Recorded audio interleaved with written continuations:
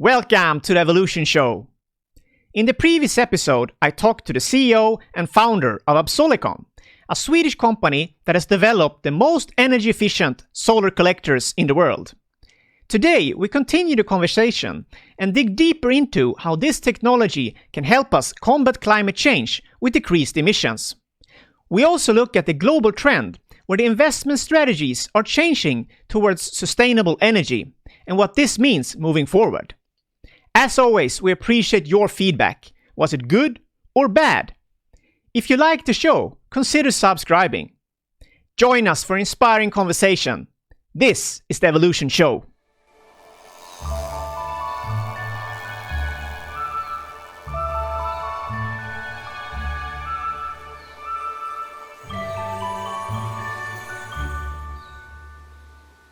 Welcome to the Evolution Show.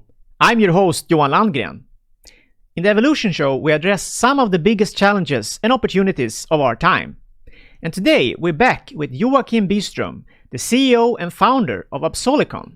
They are developing the most efficient solar thermal heater in the world. And today, we're going to address the climate crisis. How can solar energy help us address the climate crisis? Welcome back. Thank you. Joakim Byström. You're developing the most energy efficient solar thermal heater in the world. Yes. But you're also very dedicated to the climate issue, and you have been for long. So let's start with the climate issue. Yeah. What's your perspective on this? I know that you're really concerned, but you also want, with what you're doing, you want to use your action, your knowledge about the crisis. What can we do? Yes, I started on the negotiation side, going to different environmental negotiations, the climate summits in Kyoto and many others in the 90s. But it was a very slow process. And being an engineer, I started thinking about what could we actually build that solve this problem. And we were a group of people who started making, from the beginning, 2002, the best solar collector in the world. And now we succeeded. It took us 18 years and 10 million euro. Yeah. It was a little bigger project than we thought when we started it. Yeah. But I think you're contributing to, and also it's kind of right now I would say it's not a niche market, but it's a growing market. That's it's not the solar panels market in that kind of size, but it's as you have explained. If you look at the previous episode, heat is really the primarily demand we have in heat energy is half. Yeah, heat is half. Yeah, and we have an issue. Yes. As Greta Thunberg said, our house is on fire. Yeah. And we've seen this now, this winter with fires around the world. Yeah. And it's really urgent to do something. Yeah. And I think actually that in the next slide, in September now, that we had a breakthrough. When 7 million people went to the street to protest against slow action from the politicians. Yeah. And 77 countries signed to have zero CO2 in 2050. I think this was a really breakthrough. Yeah, and if we just to mention, we're in Sweden now. I just read that the average temperature in Sweden this winter was 5.6 degrees higher than on average. And that's the highest since something like 300 years. Yes. So you really realize that something is wrong. My hometown, we every year have between 0.5 meter and 1.5 meter of snow. And this year it was nothing. No one have ever experienced this before in my lifetime. No. So it's a tragedy because so much in our town is oriented around the snow. Yeah. So it was really sad. And just also to mention, when you say that, you didn't have snow, some people will say, but in other parts of Sweden you had a lot of snow. But that's also the consequence. You can have a lot of snow or rain or whatever, and you can have nothing in other areas. And that's also the consequence. You have this imbalance in the weather systems. So, Okay, moving on. Yeah, I'm an aquarist. And I've been snorkeling in the coral reefs, and I think this is one of the most scary parts of the climate change. There are many scary parts, but the corals and all this life underwater that we don't really experience daily, but that is the fundament for life on Earth. And those colorful corals that does not survive higher temperatures. And on the Great Barrier Reefs, they have had high temperatures due to the El Niño phenomenon. and large part of the reef has actually died. And this is a taste of what will happen in the future. And according to IPCC, if we have 1.5 degree, 70% of the coral reefs will disappear. But if we go to 2 degrees, in principle, all the coral reefs will die and disappear, 99%. Yeah. And these are vital ecosystems for the whole ocean. So there are hundreds of millions of people getting their livelihood from fishing in the coral reefs. Yeah. So the 75% of all the fish species have their mating place there. Yeah. Mating ground, yeah. Yes. And that's in Swedish, but in two, as you mentioned, 2 degrees, 99% will disappear. Yes, and actually, I was a little surprised. How can it come that a whole biotope can disappear in this way? But one reason is that they are only 10,000 years old. Those coral reefs design, so they will come back in 10,000 or 20,000 years. So that's why they can disappear. They are not like the rainforest that are several million years old. No. Yeah, so there's hope there. And I know that when they have lived coral reefs by themselves for just 20, 30 years, they recovered really well. So it's really important that we leave areas to just grow on their own with no human interference whatsoever. Yes, but sad thing is that they can recover from waste and other problems, but the heating ocean and the increasing acidification of the ocean, they can't stand. Really important point. Yes, doesn't matter if you avoid that. That's the core problem, obviously, and we're talking about that today. So yeah. Yes, but Paris was of course a breakthrough where basically all the governments of the world can unite. And what everyone knows is that we decided to have 2 degrees aiming for 1.5 degree. And a little funny story about this 1.5 degree. You could imagine that it was Germany or Sweden or some country that really pushed for 1.5. But they were the small island states. Because with 2 degrees, they will in 100 years all disappear under the ocean. And they couldn't sign their own death warrant. It's not correct in negotiations, international negotiations, right? Okay, my country can go away. So they were the one insisting on having 1.5 degree. And this might be what now saves us. Because now we're not talking about the red line of 2 degrees. We're talking about how bad is it in the between 1.5 and 2 degrees, and where will we end up in this span? How many percentage of the coral reefs will we save? Because if we had aimed for 2 degrees, we had probably missed it. So I think this was a very important thing. But what many people don't know is a few paragraphs further down the Paris Agreement, it says what we have on the left side of the screen. To achieve this, we need to have net zero emission of greenhouse gases in the second half of this century. Zero. And this net zero, I think, people have the idea, we can reduce a little. We can drive a little less car. But that's not enough if we're going to manage those goals. We need to get to net zero emissions. Yeah. And here you have the IPCC roadmap. Yeah, this is the 1.5 degree roadmap with that you can see clearly this what Johan Rockström named as the carbon law, where you need to cut the emission by half every 10 years. So today we have 40 gigatons of CO2. In 2030 we need to have 20. In 2040 we need to have 10, and in 2050 we need to have 5. But 5 is still not zero. No. So we need to invent new methods to take CO2 from the air and put it down in the ground. So your children and my grandchildren can put down 5 gigatons of CO2 in the air, in the ground every year from year 2050. Then we have zero CO2 and can achieve the 1.5 roadmap. But it's a really tough work, I must say. So if you look at the sharp change we'll do, but the energy consumption of mankind, it will continue to increase. So there's a huge difference between what we got for fossil in the past and what we need in the future. And this huge gap, of course, there will be some wind power and maybe some nuclear and some biopower, but the only energy source that is sufficient to fulfill mankind's energy need is solar. Yeah, and just moving on to that, how can we make or scale the solar energy solutions faster to play a role here in the climate transition or the fossil-free transition? Because we really need to accelerate this. Yes. What do you want to see from both as a company and entrepreneur, what do you need to help you accelerate faster, and what can perhaps help others as well because we need so many more than just you at Absolicon. Now it's just a financial game. All the technology is already on the table. It's just a question of how quick will the money be put into the right places. And it's really short payback times. If you take a wind farm that have 10 years payback time, or you have a energy efficiency that have 2-3 years payback time, there are a lot of things people could do if they just put the money to it. But we are a little surprised that the industries are holding on to their money very closely. There are profitable things that they can do that they don't do. A private person have much more longer sight. They can invest in, for example, solar cells on their rooftop, even though it have 12 years payback time. An industry would never do that. They would like to have 3 years payback time.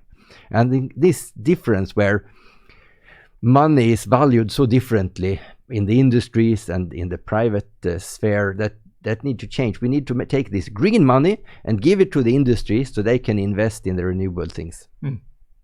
Yeah. And this is showing... the fossil market. If you have shares in fossil, this is your market development. Yeah, you have, and that's kind of, you talk about locked-in investment, stranded assets. Exactly. And that's also something. But going back to what you said, why do you think some investors are hesitating? Do they want to see clear examples that this is making money? I mean, you have certain projects, but perhaps not so many that they can look at. Do you think that could be an obstacle for them, or are they still like afraid of investing in sustainable energy? For me, it's a no-brainer. I mean, I have so many examples where you can invest in sustainable energy. You have in Dubai, I think it was, that you have if you look at the power market, for selling electricity is actually cheaper now with solar compared to the most efficient natural gas plant. So they've shown that it's an economy of scale already. And people said that this will take 20 years. Yes, so it's fantastic what have happened. Yeah. So all that now need to happen is to buy those stuff and build it. So is it ignorance, or is it are people sitting on the money, they're waiting for some revolutionary technology? I think that could be that there is no deadline. If there is, this is a good investment, but they could do it next year as well. I think that is a factor. But that also it's a factor that the industries today, they are so short on cash. All the cash has been given out to the shareholders. So if they need to make an investment, even if it's profitable, they need to borrow money, and it puts in their balance sheet, and they don't want that. So I think we have an industry scorecard that disencourage this kind of investments. What area of the markets do you think, if you're looking now, we have if the goal is to decrease the fossil emissions as much as possible in as short as time as possible, where do you think we should start? Are there certain markets, certain areas we could start first? If you look at Africa today, they're industrializing, they're growing, and so on. The market's just starting to grow. You could argue that their emissions are very, very low. Yeah. And if you look at industrial areas like Europe, China, and US, for example, the emissions are already huge per capita. So, I mean, obviously we should start with ourselves, as I see it, whether it's by decreasing our demand or moving it from one sector to another, or just finding new solutions so we could at least maintain perhaps our lifestyle or change our lifestyle into a new way. What do you think? Where should we start? Where's less emission for the buck, so to speak? Well, Europe use a lot of natural gas as well. And if you look globally, there is a lot of coal and oil that is burnt that would have better CO2 emission for the bucks if you can reduce it. Still a lot of coal is burnt in Europe. So I think getting out of coal is a big piece here of the puzzle. But there are large sectors of the industry that are depending on the coal. For example, the textile industry. To get cheap clothes, they want to burn coal. And I think here is something where the public opinion also can help to really get the textile industry out of coal. And they need to use solar and biofuel and get zero CO2. Yeah. You switch to the textile factory. Yes. This is a textile factory in India, Arvind, a fantastic company making jeans for I think they make about 10% of all the jeans in the world. But to run this process, they burn a lot of coal. So for every kilo of cloth, they burn 2 kilo of coal. And this is typical in the textile industry. So basically a pair of jeans have required 2 kilo of coal to produce. And what we have done with them is to propose a plan where they in 3 steps can get 0 CO2. So this is the factory, this is the map, and what you could see before was that just around the factory there is area where you can actually put up those solar fields and produce heat.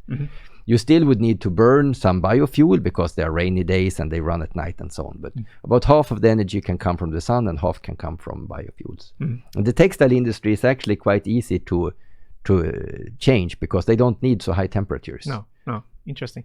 And just to mention, if you're watching here in Sweden, 2/3 of all the households is energy in Sweden, approximately. If you live in a villa or a house at least, small housing, it's heating, while 1/3 is electricity use.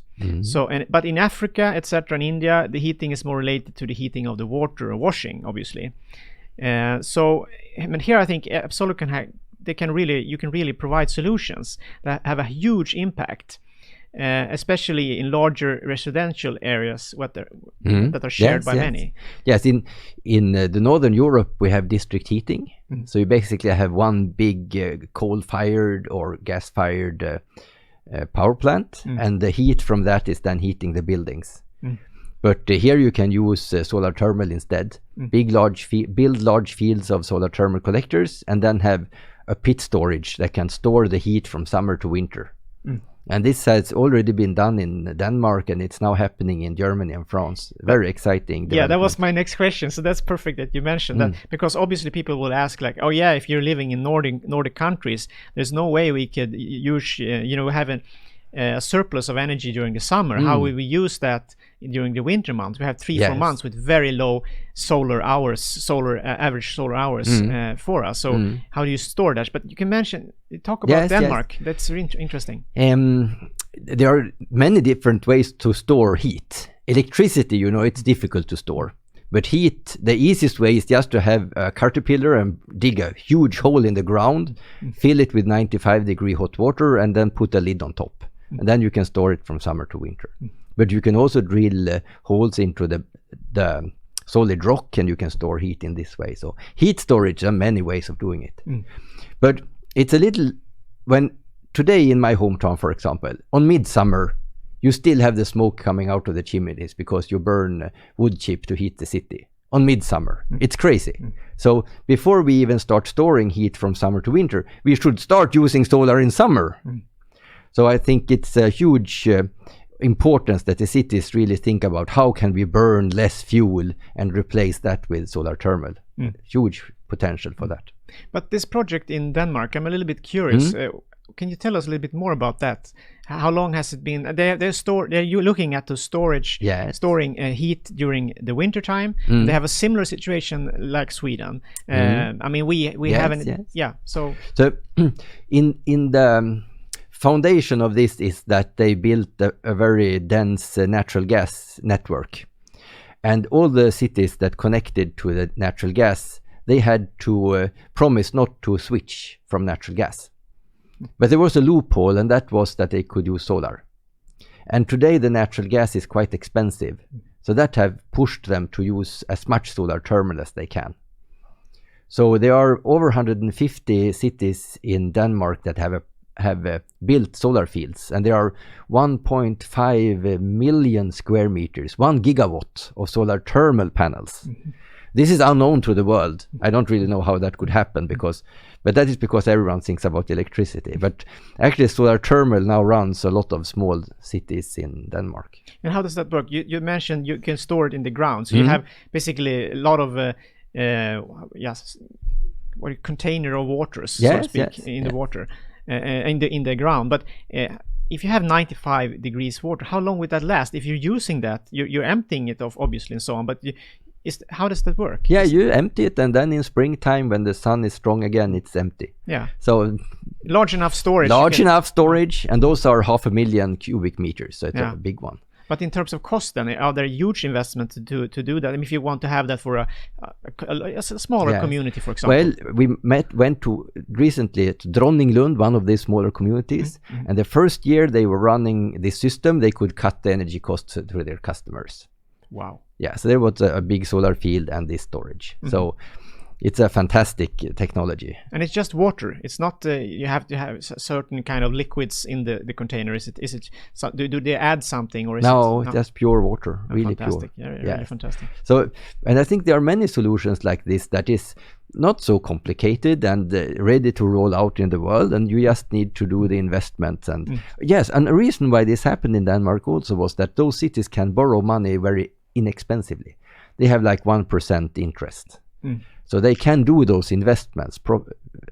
And I think this is a key, we probably will come back to here.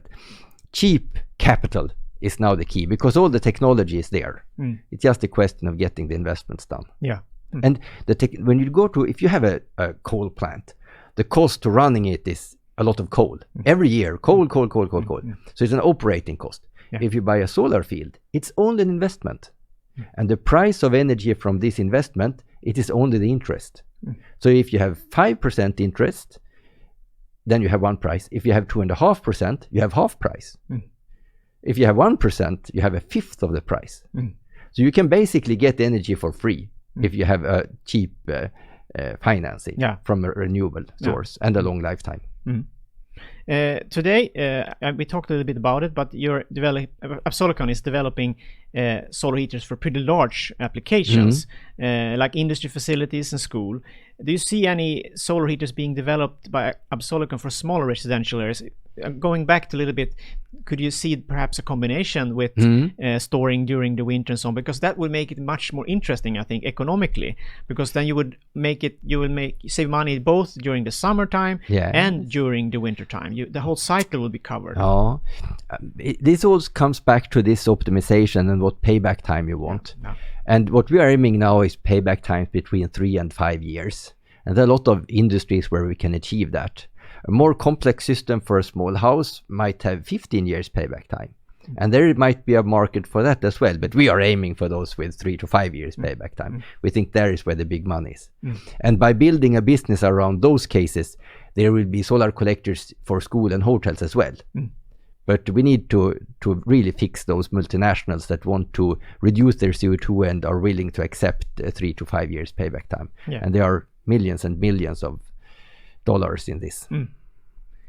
Here you have you're showing the different steps. I think we talked about that. Maybe. Yes, but you can have this as an image for any industry. Before you burn coal and natural gas and biofuel. And then in step by step, you need to increase the solar part and the biofuel part. And then also you need to do energy saving. So in the end here, you see you saved about 20%. And this is also something that is lacking today. The industry are saving less energy than they did every year 10 years ago. And this I also think is that they are holding on to their money. And we need to have them make the investments. Let's see. This is one of my favorite graphs. This kind of disruptive technology that we have, that you can make heat from solar and replace oil and gas. It's inevitable. Because our technology, it will just get cheaper and cheaper every year as we build the volume. So the blue curve here going down is the price on the solar heat. But the oil and gas, it will just be more and more expensive, because you need to drill deeper and deeper to find this oil. So it's just a matter of time before we take them out. And what we see as the goal is that within a few years we can offer half price. I think if you click once, half price compared to oil and gas on many markets, and then they are out. What kind of time span are we looking at here? Do you think to reach the half cost? Is that you mentioned 3 to 5 years, something like that? Yes, in sunny markets, burning oil, we are 3-4 years away. So it's not that far. And once we reach that, it will just expand very quickly. It will become obvious. And I think the money that we are talking about, that was also something that happened at the climate summit here in September. You had 130 banks going together and saying that we will follow the Paris Agreement. We will not put our money where we wreck the climate on Earth. No. So, and getting all this money together with this common idea, I think was very important. But there was one signature missing from this, and that was BlackRock. That is a really, really huge financer of fossil fuel. And it gave them a lot of problem. You see the news here. The nuns protested, the students protested, because a lot of people have their pensions funds with investment that BlackRock handles. And when BlackRock looked into their own figures, they found also that keeping the coal was not that a good idea. No. They had lost $90 billion in their coal investments. Yeah, and to mention for people who don't know, BlackRock is the biggest privately owned, I think, investment fund in the world, actually. Yes. So it's only like the Norwegian oil fund and such that are bigger, but it's huge. Yes. So and they have they vote on 4,500 company annual meetings. So they own a lot of the companies in the world. Yeah, it's hard to imagine. But they got a lot of criticism for not joining this cause. And now in January 15th, the CEO and one of the founders, I think you have the next one, Larry Fink, he sent a letter to all his CEOs that now we have changed. You need to plan for a scenario where the Paris Agreement goals of limiting global warming is fully realized. And this was till all those 4,500 CEOs that they control partly of. And he also wrote that if you don't do this, we will hold you accountable and we will not vote for you in the next shareholder meeting. Yeah, I think it was a huge news all over the world when this came out, and I think the ripple effects we haven't seen them yet. We have seen the early stages, and I think that it's also a lot of psychology, and I think a lot of board meetings. I would expect that a lot of companies, they have seen this, and they have like, this could be perhaps one of the thresholds, one of the kind of steps reaching this critical mass. Yes, I think so too. I hope so, at least. And I read an interview with him from Davos, and he said that now it will be an abundance of capital for green investments. And maybe that comes back to what we talked to in the beginning, that that is really what is needed now. Yeah. So this was the letter to the CEO, and then the next letter was to the clients whose money that they handle. And then he told them that we will sell everything that has with coal that has more than 25% of their revenue from thermal coal. And they were like the big backer of the coal mines, and they control about 200 times the assets of fossil fuel compared to the annual Swedish emissions. So they are like a huge country. And they decided we'll leave this sector. But he also said that they will look very closely on the sector that is depending on coal. And then if we take, as we started with the textile industry, that is totally depending on coal now for their cheap clothes, they will also need to revisit their business plans if they want to use this money from the big investors. So I think this one's important. And I mean, it becomes a no-brainer for, if you look at BlackRock, then you have solar energy, obviously, you have wind power, you have geothermal and biofuels and so on, but especially I think wind, solar, and geothermal will be huge now, and there needs to be a lot of investments coming in that direction. You don't want to have stranded assets. No, there's no point.